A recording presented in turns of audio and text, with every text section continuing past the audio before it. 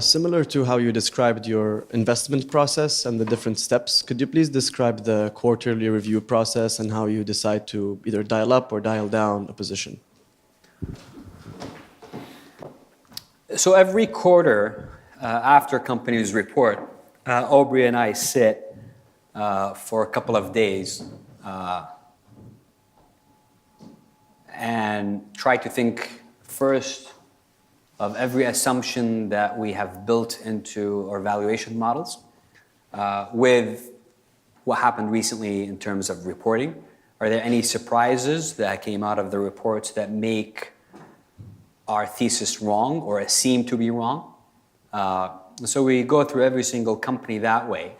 And once we're comfortable that our assumptions have not materially changed, if they have materially changed, we call it a broken thesis, and we usually just sell the position because we were obviously wrong about it.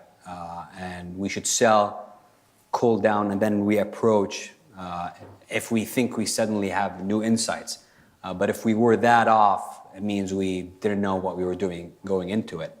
Often it's some tweaks here and there that we do, and then we do that for every company, and then we try to again do essentially an upside. I mean, I think I have something here.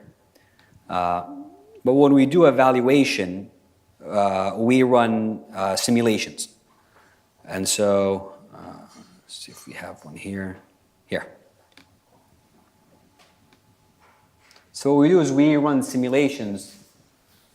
Sorry, this is really tiny, but we run 10,000 simulations based on the ranges of assumptions for sales growth, margins, debt, all the fundamental moving parts of the model, and try to, instead of thinking about a base case, bull case, and bear case, we want to end up with a distribution of cases.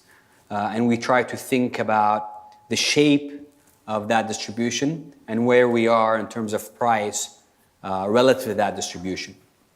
And the reason we do that is purely that we try to think in a more probabilistic fashion than a deterministic fashion. So instead of thinking, oh, if this is my base case, which introduces a whole host of biases itself, having a range of potential outcomes, which I used to do with 3 or 5 cases, then we took it to a simulation,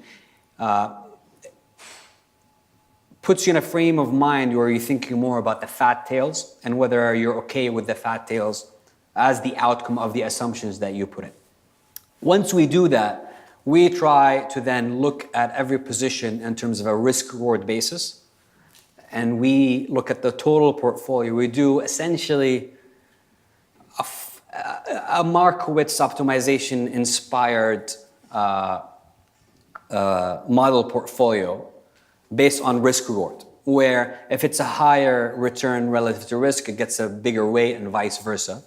We don't actually use that portfolio directly and copy it, but we use it as a guide to think about whether we have very big positions in things that the outcome of our process says are not attractive investments. So there is a manual override on top of that. There's a lot of back and forth and a lot of burritos and chips usually. But in the end, we end up with a portfolio changes based on that process.